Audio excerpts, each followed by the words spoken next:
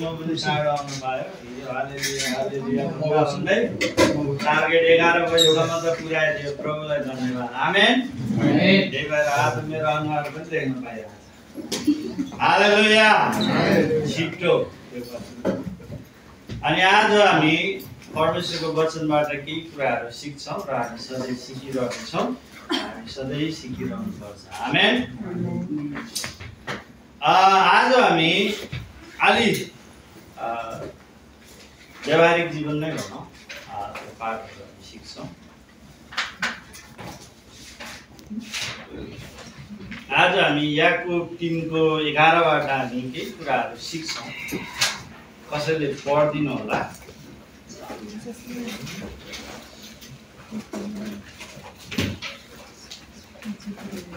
ल अलि कडा स्वर भएकोले चाहिँ पढ्नु होला बाहिरले कडा नै पर्छ यो वचन पाठ गर्दाखेरि चाहिँ स्पष्ट है कोही हुनुहुन्छ भने उठेर पढिदिनु होला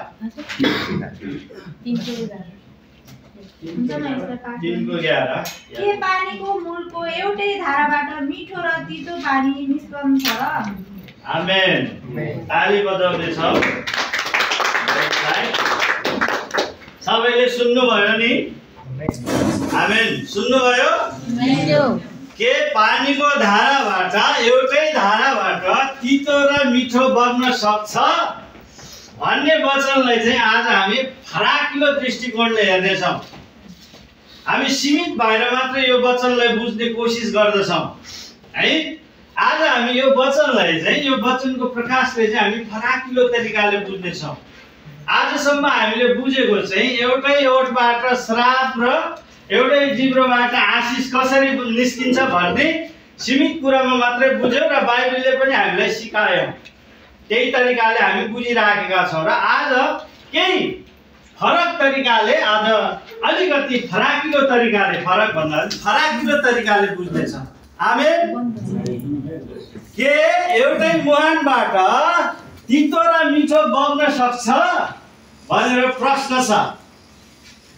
यो कुरा चाहिँ संसारिक मानिसहरूले बुझिसक्यो तर क्रिस्चियनहरूले कहिले बुझ्ने संसारिक मानिसहरूले यो कुराको अभ्यास पनि गरिराखेको छ तर क्रिस्चियनहरूले चाहिँ यो कुरा चाहिँ कसरी अभ्यास गर्ने कहिले अभ्यास गर्ने एउटै मुहानबाट तितो र मिठो आज हामी त्यो बग्ने पानी चाहिँ तपाईको जीवनबाट बग्ने क्रियाकलाप जो अरूले देख्दछ र त्यो तरिकाले हामी सोचेर जानेछौँ आमेन किनभने तपाईको जीवनबाट मिठो बानी बग्यो भने सबै मानिसहरूले श्रवण गर्छ आमेन त्यो तरिकाले बुझ्दै जाने अनि यो कुरा चाहिँ संसारिक मानिसहरूले बुझिसक्यो तर क्रिस्चियनहरूले बुझ्न सकिराखेको छैन भर्खरै यो तपाईहरुले सुन्नु भएको छ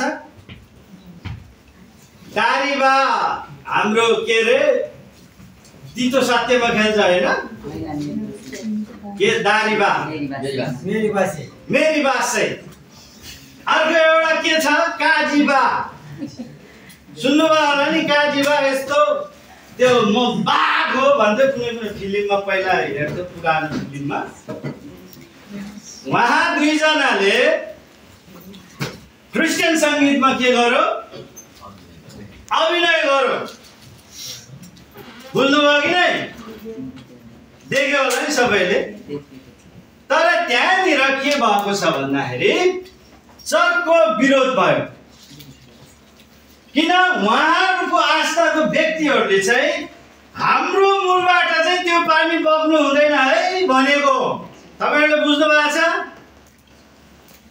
किन गएको भन्नुको अर्थ चाहिँ हाम्रो मूलबाट त्यो पानी चाहिँ बग्नु हुँदैन है भनेको संसारिक मानिसहरूले बुझिसक्यो तर क्रिस्चियनहरूले चाहिँ कहिले बुझ्ने हामी चाहिँ जहिले पनि हाम्रो आस्था विपरीतको संगीततिर रमाउन थाल्छौँ उहाँहरूको आस्था अनुसार उहाँहरूले ठिकै भन्यो होला हाम्रो मूलबाट यो पानी बग्नु हुँदैन समाजबाट बहिष्कार गर्न खोजेको थियो धन्नदारी बाले ल है म चाहिँ हुँदैन भनेर अबदेखि गाउँदैन भनेर स्वीकार्यो होइन। यसको अर्थ चाहिँ हामी नन क्रिस्चियनहरु एक्टिभ भइसक्यो भने हामी क्रिस्चियनहरु चाहिँ कहिले एक्टिभ गर्ने? उनीहरु त समाजबाट बहिष्कृत हुन पुगिरहेछ संगीतले गर्दाखेरि, अभिनयले गर्दाखेरि। त्यो संगीत अभिनय मात्रै हो, त्यो आत्मासँग जोडिएको हुन्छ। आमेन। त्यसकारण हामी क्रिस्चियन सोसाइटीमा पनि यो कुराहरुलाई चाहिँ हामीले बिस्तारै बहिष्कृत गर्दै जानुपर्छ। अगुवा कोयल जति बेला युट्युब खोल्यो विश्वासीहरु केमा देखिन्छ? जन्म जन्म जिउला सँगै हाम्रो माया जुनी जुनी भरिलाई होइन। हाम्रो विश्वास चाहिँ पुनरुत्थानको होइन हो कि होइन? हाम्रो विश्वास चाहिँ पुनरुत्थानको हो। अनि तपाईको विश्वास चाहिँ यति चाँडो कहाँबाट जन्म जन्ममा पुग्यो, कता जुनी जुनी पुग्यो। अनि हाम्रो आस्था अनुसार भइराखेको छैन। अनि त्यो पनि झन् बेसी गरिकन झन् अगुवाहरूको खोल्यो भने जन्म जन्म जिउलासँगै क्या मस्तले दिइरहन्छ। के हाम्रो आस्था अनुसार त्यो शब्द ठिक छ?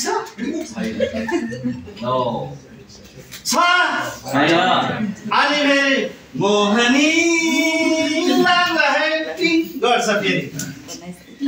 त्यसमा धेरै क्रिस्चियनहरु देखा पर्छ। मोहनी शब्द कहाँ गएर जोड्छ थाहा छ? थाहा छ? मोहनी शब्द कहाँ गएर जोड्छ? हामी र झाँक्रीसँग गएर जोड्छ। अनि हाम्रो मूलबाट यस्तो पानी बग्ने, अर्काले चाहिँ बग्न हुन नहुने। हामी चाहिँ कहिले सचेत हुनुपर्छ कि पर्दैन? आमेन। एउटै मूलबाट तितो र मिठो बग्न सक्दैन। यो कुरा संसारिक मानिसहरूले अभ्यास गरिसक्यो र हामीले पनि गर्नुपर्छ। संगीत खेलाची चीज होइन। त्यसले मानिसको माइन्डलाई डाइभर्ट गर्छ। मलाई त आज भोलि त्यति समय फुर्सद पाउँदैन। साथीहरूले बिहान गीत गाई तन्काइरहेको हुन्छ। मेरो दिमाग पनि कति बेला त्यतातिर फुत्किन्छ। संगीत भन्ने चिज यस्तो हुन्छ है, मान्छेको माइन्ड चाहिँ कन्ट्रोल गर्छ। यसकारण हामीले यो अभ्यास चाहिँ गर्नुपर्छ। अनि संगीतको आफ्ना आफ्नै संगीतहरू हुन्छ। यहाँसम्म कि नास्तिकको पनि आफ्नै संगीत हुन्छ कि हुँदैन? संगीत भन्ने चिज आफ्नो आफ्नो हुन्छ। भन्नुको अर्थ आफ्नो आफ्नो धारा हुन्छ। त्यहाँ बगोस् न। मोहनी लाग्ला है मकैबारी दरेम दरे आफ्नो सक्यो। क्रिस्चियनहरु आइरहेछ। मकैबारीभित्र के हुन्छ? दरेम दरेम त हुँदैन। अनि कहाँबाट प्रशंसा हुन्छ? त्यसकारण हामी चाहिँ कुन मूलबाट बग्ने भन्ने कुरा हो है। प्रकाशको पुस्तकमा बगेको मूल जो स्वर्गबाट बगिराखेको धुन जो अहिले पनि बजिराखेको छ, त्यो मूलबाट हामी बग्नुपर्छ। त्यो मूल चाहिँ प्रशंसा होइरहोस् ईश्वरको। अनि मकैबारी दरम दरम गर्नेले प्रशंसा ईश्वरको हुन्छ कि मकैबारी हुन्छ? यो कुराहरु हामीले विचार गर्नुपर्छ है। हालाकि म अरूको आस्थालाई विरोध गर्न खोजे होइन। उनीहरूको आस्था अनुसार गाएको उनीहरूलाई आफ्नै बधाई होला। उनीहरूलाई आफ्नो आस्था अनुसार ठिक गायो होला। उनीहरू चाहिँ 84औं जन्म लिनुपर्छ होइन। उनीहरूको आस्था अनुसार ठिक होला।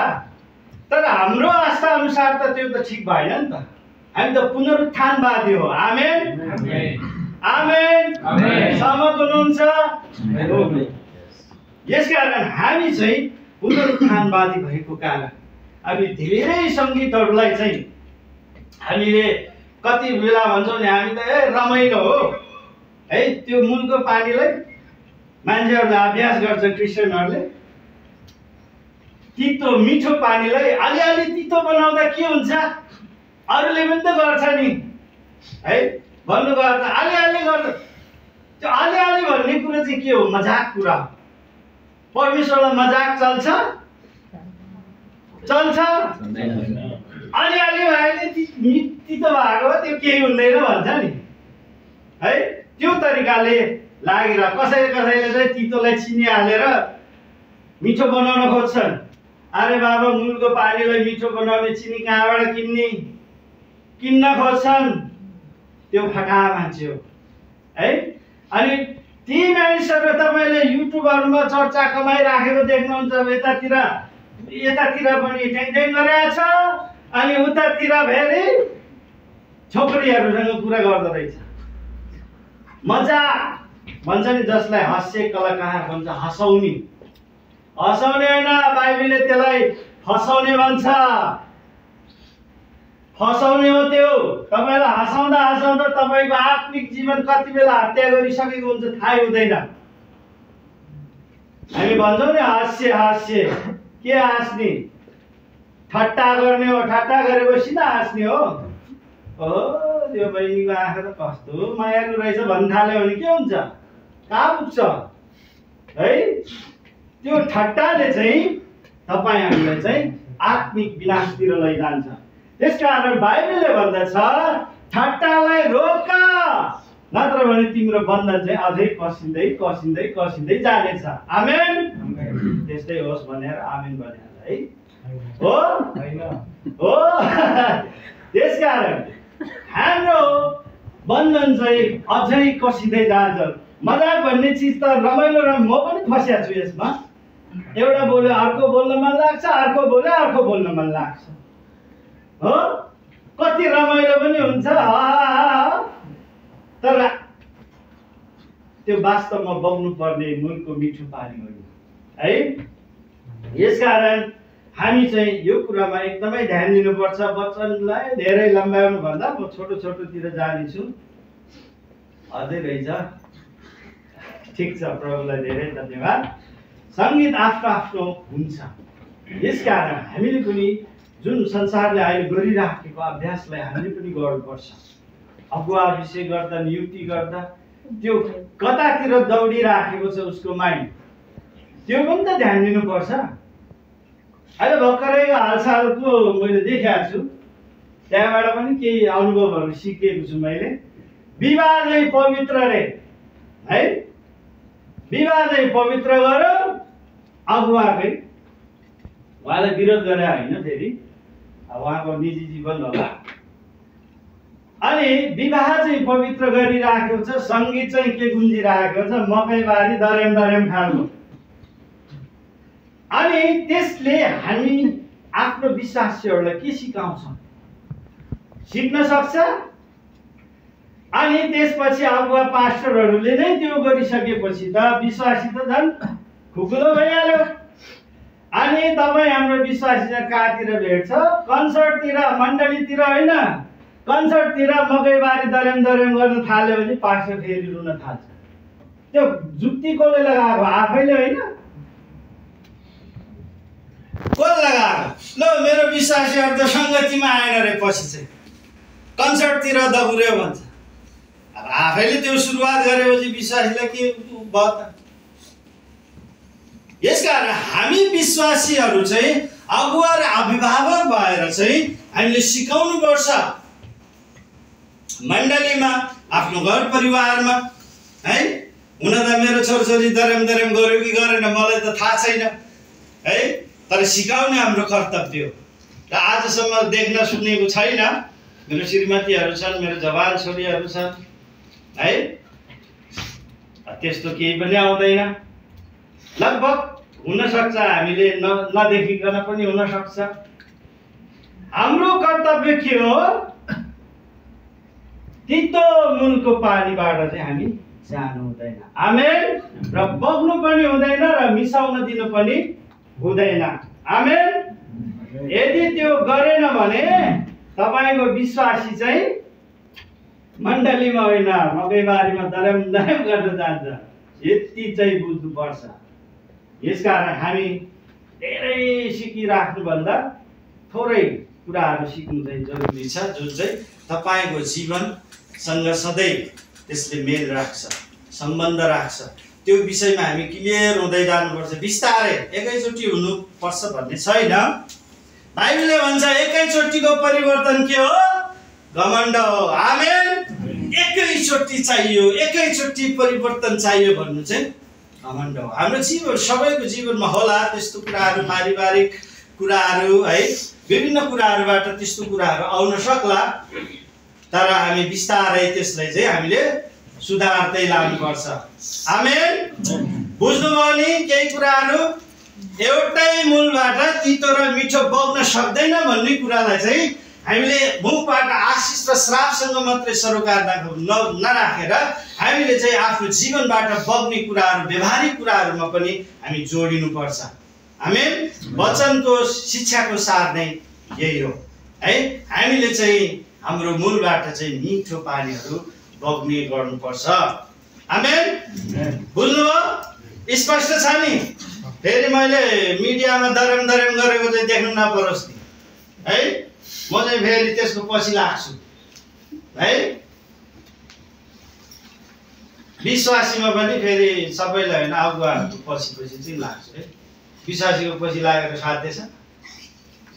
यदि कुनै हाम्रो ग्रुपबाट हामी अगुवा ग्रुपमा छ भने त्यो व्यक्ति चाहिँ अर्कै मूलतिर बग्न थाल्यो भने चाहिँ म चाहिँ त्यसको पछि लाग्ने हो।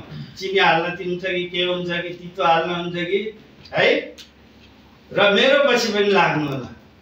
किन भन्दाखेरि त्यो भनेको देखिने चिज हो, संसारले हेर्ने चिज हो। किन भन्दाखेरि देखिसकेपछि त्यसको कुनै प्रस्ताव हुँदैन, त्यसको दण्ड निश्चित छ। हामी कति बेला गाउँघरमा दाजुभाइ दिदीबहिनीहरूले भन्ने सुनेका छौँ नि, बुढीलाई कसैले तिमी जहाँ गएकोस् मेरो कानले नसुनोस्, आँखाले नदेखोस् भन्छ नि त। हो, नदेखोस् नसुनोस्। बुढिया त्यो आइमाईहरूले पनि के भन्दो रहेछ? मेरो बुढा जहाँसुकै जाओस्, जे गरे गरोस्, मेरो कानले नसुने भयो नि, आँखाले नदेखे भयो नि। यो सबभन्दा देख्ने कुरा चाहिँ त्यसमा चाहिँ तपाईँले मिलाउन सक्नुहुन्न। तपाईँको आत्मिक भित्री समस्या तपाईँसँग होला, त्यो परमेश्वरसँग घुँडा टेकेर मिलाउन सक्छ। हो, सकिन्छ कि सकिन्न? तर बाहिर आइसकेपछि त्यो मिलाउन सकिन्न, त्यसको दण्ड निश्चितता छ। त्यसमा भोग्नै पर्छ। परमेश्वरले पापको साथसाथै उम्किने बाटो दिनु भएको छ भन्ने कुरा त्यतिकै राखे होइन, उम्किरहेछ। घाटा पनि होला, हाम्रो जीवनमा भयो होला, तपाईँको जीवनमा भयो होला, थुप्रैको जीवनमा हुन्छ। तर प्राय हामीले देखिने कुराहरूबाट चाहिँ, त्यो देखेर बग्ने कुराहरूबाट टाढा रहनुपर्छ र भाग्न सक्नुपर्छ। र म पनि भाग्ने कोसिस गर्दैछु। हामी तपाईँ सबै भाग्ने कोसिस गर्नुपर्छ। त्यो कति बेला मजाक बनेर आउँछ, तपाईँलाई सङ्गीत बनेर आउन सक्छ तपाईँको मिठो पानी बिगार्नलाई। त्यसकारण हामी चाहिँ सचेत हुनुपर्छ र आजको दिनबाट हामीले निश्चयता गर्नुपर्छ कि मेरो मूलको पानीबाट तितो चाहिँ बग्न दिने छैन। आमेन। होस् त सबैलाई जय मसीह। बाँकी अन्तिम समय चाहिँ हाम्रो उहाँलाई स्वागत गरिदिनु। ताली बजाएर